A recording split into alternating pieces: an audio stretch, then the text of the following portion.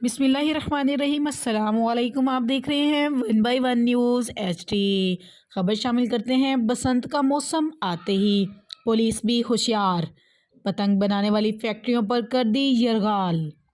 फैसलाबाद में पुलिस ने मुख्तलिफ मकामातों से गैर कानूनी पतंग फरोशों में मुलविस 300 अफराद को गिरफ्तार करके 270 मुकदमात दर्ज कर लिए, जबकि 83,000 पतंगें भी तहवील में ले लीं। शहरी कहते हैं कि पतंगबाजी एक खूनी खेल है। इस खेल को रोकने के लिए सख्त कवानीन की ज़रूरत है।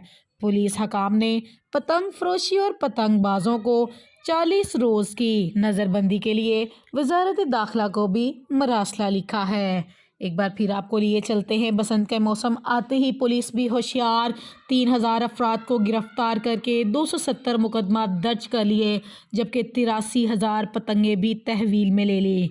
शहरियों को कहना है कि पतंगबाजी एक खूनी खेल है, इसके लिए सख्त कवानीन की ज़रूरत है।